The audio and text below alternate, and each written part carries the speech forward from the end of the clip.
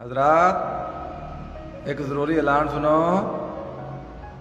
मेरे मुल्क सैलाब आया है जिन्हें बड़ी तबाही मचाई हुई है। इस सैलाब की वजह तो हर चीज़ महंगी हो गई है। प्याज 300 रुपये किलो हो गया है, टमाटर 500 रुपये किलो हो गया है, 4000 वाला खैमा 15,000 रुपये का हो गया है। इस तरह सारिया चीज़ों दी कीमत 5-6 गुना हो गई ने।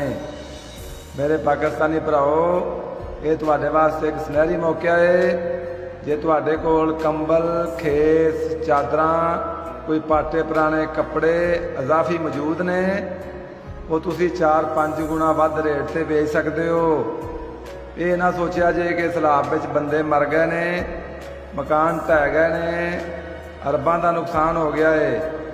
जिन्ने भी बंदे मरे ने अल्लाह के हुक्म नाल मरे ने।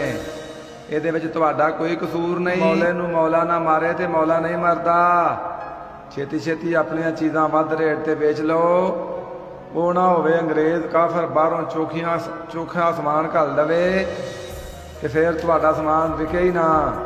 क्योंकि अंग्रेज़ काफर दीयां चीज़ां दा एक बड़ा वड्डा नुकसान है कि जदों भी उन्हां ते कोई मुसीबत आउंदी है तो उन्हां दीयां चीज़ां दा रेट अद्धा रह जाता है। तो साड़ियाँ चीज़ां अल्लाह के फजल नाल हाई क्वालिटी दियां ने।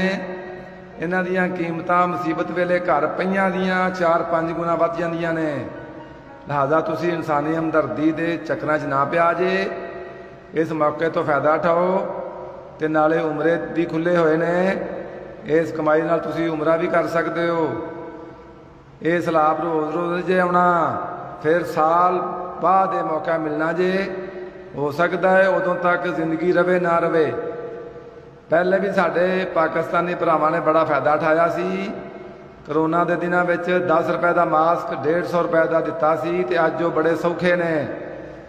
एक बड़ी अहम ते जरूरी गल ये वे कि सहूलत मेरे पाकिस्तानी भरावां नूं सिर्फ पाकिस्तान विच दस्तियाब है, क्योंकि इत्थे कोई पुछण वाला नहीं।